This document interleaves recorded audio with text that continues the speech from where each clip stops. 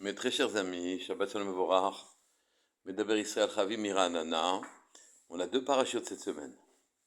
Charemot Kedoshim, on est en 5783. Dans Parashat Kedoshim, Hachem demande et s'adresse à toute Adat Ben Israël, à toute l'assemblée d'Israël, les grands et les petits, les femmes et les hommes, les gens de haut niveau et les gens qui n'ont pas de niveau du tout. Kedoshim Tihu, soyez saints. C'est une injonction d'autant plus difficile à accomplir qu'elle est issue par les mots qui kadosh ani Hashem Elokechem, car je suis kadosh moi. Quel rapport y a-t-il entre Hashem et nous, la Kedusha? Naturellement, les Chachamim répondent à cette question très facilement de deux manières. La première manière, c'est de dire que si vous êtes saint, kadosh, le monde le deviendra, et donc Akadosh Baruch Hu pourra venir dans notre monde. On fera grandir en quelque sorte sa Kedusha, puisqu'il viendra dans notre monde. Mais ça peut vouloir dire aussi, si vous pensez que c'est très très loin, que c'est une ambition démesurée de devenir saint, sachez que moi je suis saint, et toute personne qui manifestera sa volonté, son ratson, d'avancer en sainteté, moi je lui donnerai ce qui lui manque, et je le rendrai kadosh. Il suffit de le vouloir, de s'efforcer d'agir dans ce sens, et Akadosh Baruch Hu viendra à notre secours, car la Kedusha est en nous déjà. Elle est noyée, en quelque sorte. Je vais m'en expliquer. 3 modalités à respecter pour atteindre de la Kedusha. Rashi vient et dit, et cite un Zohar de Miketz, Bechol makom she'ata motze gader erva, ata motze Kedusha. Dans tous les endroits où tu mettras une barrière aux immoralités, à ce moment-là, tu vas trouver de la Kedusha. Il faut expliquer. Il suffit de ne pas être immoral pour être saint, kadosh. Non, évidemment. Mais c'est le fait de vouloir mettre une barrière, de ne pas s'effondrer dans le monde. Évidemment qu'il s'agit de ne pas faire de faute, mais il s'agit de ne pas s'approcher de la faute, de mettre une barrière pour qu'on s'en éloigne. Cette mesure d'éloignement en soi est constitutive d'une structure qui nous permettra de devenir saint. Le Rambam dit, tu dois te rendre kadosh par les choses qui sont permises, en n'exagérant pas, en ne t'effondrant pas dans le monde, en ne vivant pas affalé dans les plaisirs, alors à ce moment-là, tu t'approches de la sainteté. Rabbeinu Bechaye, qui était l'élève du Ramban lui-même aussi, l'élève d'un élève du Ramban, lui dit, tu te rendras kadosh parce que ta pensée, autant dire ta conscience, oui, tu l'éduqueras à avoir des bonnes pensées, à aller vers le bien. Dans tous ces cas, vous vous rendez bien compte qu'on est en train de nous éloigner d'une grande ouverture sur la matérialité. Il ne s'agit pas de s'éloigner de la matérialité. La Kedusha, la sainteté n'est pas réservée aux rêveurs, bien au contraire. Akadosh Baruch Hu, Hashem a fait un monde qui est en quelque sorte le décor et l'occasion de nos exploits. Il ne s'agit pas du tout d'avoir la tête ailleurs. Il s'agit d'analyser toutes les péripéties de notre existence car elles sont de nature à faire de nous des gens de très haut niveau, à la condition qu'on réagisse aux sollicitations qu'on nous envoie d'en haut, de manière à aller dans le sens d'Hachem, s'approcher de lui. Je m'explique. On m'a raconté l'histoire de quelqu'un à Getzed. À la yeshiva de Getzed, il y avait 3 talmidim qui se sont isolés dans une petite salle de la yeshiva pour étudier tranquillement. Et pour bien étudier tranquillement, ils ont fermé la porte à clé derrière eux. Au bout d'un quart d'heure, quelqu'un frappe à la porte en disant « Ouvrez, j'ai besoin de livres. Je suis obligé d'en chercher. » Eux disent « Oui, bien sûr, vous avez vu qu'on s'est isolé, ça vous a donné envie de venir chercher des sfarim. Vous êtes simplement venu nous déranger parce que ça vous gêne qu'on soit isolé pour étudier. » Mais la personne insiste, et elle insiste. « Mais non, j'ai besoin vraiment de livres, ouvrez, ne restez pas comme ça. » « Oui, mais ça nous dérange d'ouvrir, on était tranquille. » Et la personne insiste, et eux, ils insistent aussi. La personne derrière la porte leur dit, écoutez, vous savez quoi, je suis le Rosh Yeshiva, ouvrez, j'ai besoin de livres. Et eux, ils répondent, oui, bien sûr, et nous, puisque Getzed est en Angleterre, on est aussi le roi et la reine d'Angleterre. Et la personne insiste, et à leur grand désarroi, ils s'aperçoivent que c'est vrai, c'est le Rosh Yeshiva qui a besoin d'un livre. Tout penaud en plein désarroi, ils ouvrent la porte s'attendant à être très sévèrement réprimandés. Mais quand ils ouvrent la porte, le Rosh Yeshiva a baissé les yeux, leur a demandé de ne pas parler, ne voulait reconnaître ni leur voix ni leur visage. Il voulait juste prendre les livres et s'en aller. Combien à la place du Rosh Yeshiva en aurait profité pour rééduquer, pour éduquer ces insolents. Regardez la maîtrise absolue, la volonté d'être délicatesse, de ne pas blesser.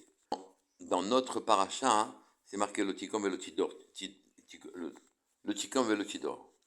Ni tu ne te vengeras, ni tu garderas rancune. Pour écouter un commandement de la Torah, regardez la distance qu'il a pris avec l'aventure qui est arrivée à ce Rosh Yeshiva.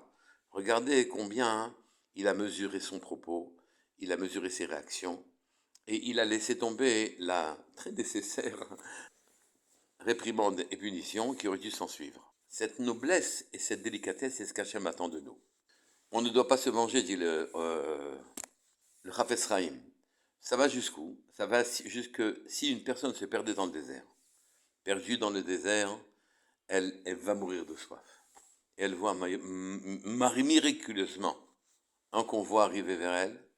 Elle l'attend avec impatience. Le convoi s'arrête, s'avance. Elle va être sauvée. Il s'arrête et elle lui demande de l'eau.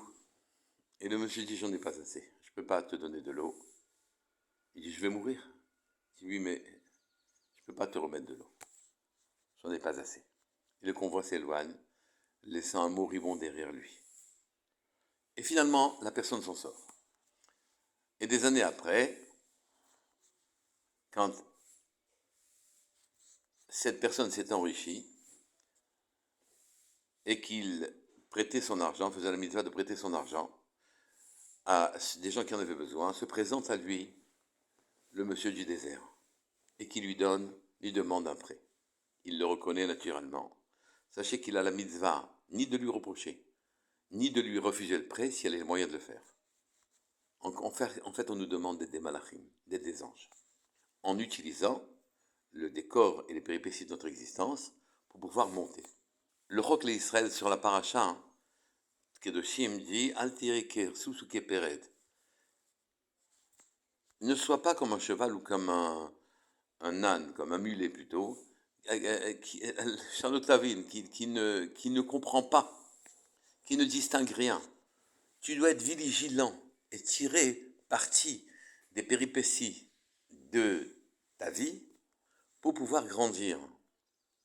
N'est pas une grande vertu où tu subis ta vie. Ne fais pas les mitzvot d'une certaine manière en te contentant de les accomplir.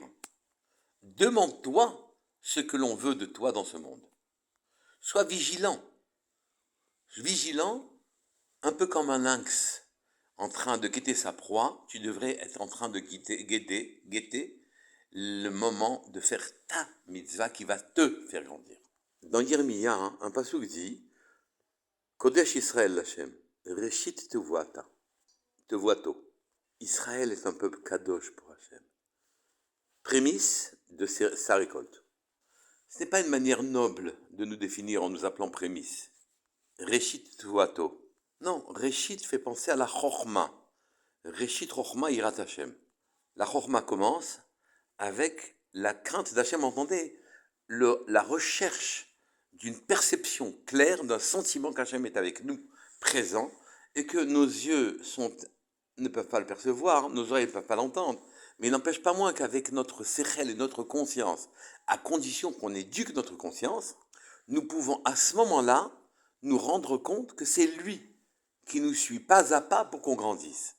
Dans Bereshit, la paracha dit Venhar yotse me Eden, le Ashkot et Gan. Un fleuve sort d'Éden pour abreuver le Gan, abreuver le jardin. Le jardin, c'est l'endroit où on vit, le décor de nos existences. Éden, c'est la Chochma, à propos de laquelle on dit Kolam Chochma Asita. Tout a été fait avec Chochma, c'est-à-dire que c'est avec cette qualité, avec sa pensée, que Hachem a bâti son monde. Ça commence dans Éden, puis des fleuves, 32, descendent de Éden et vont mettre cette pensée en équation de manière à ce qu'on ait tout ce qu'il nous faut, en nous, dans le jardin. Ça s'appelle Nahar, un fleuve, des fleuves descendent de Éden. C'est la Bina, en quelque sorte.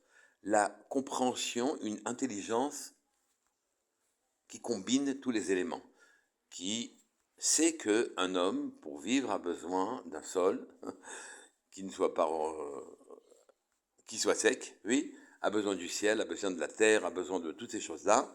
Et à ce moment-là, hein, la pensée d'Hachem a été traduite de manière plus pratique par ces fleuves-là. Oui, et puis à ce moment-là, nous on bénéficie d'un gan, d'un jardin verdoyant qui est le monde.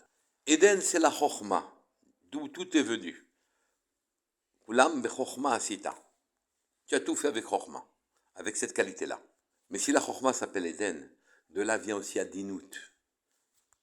Ça ne se traduit pas par délicatesse, mais par une noblesse vigilante à chaque détail de notre existence, où Akadosh Baruch Hu nous donne les moyens de devenir Kadosh en abandonnant une attitude lourde, affalée sur les mondes matériels, et en réfléchissant avec Chokhmah comment accéder à une dimension dans laquelle on se rapprocherait d'Akadosh Baruch Hu, ou qu'on rapprocherait Akadosh Baruch Hu de nous.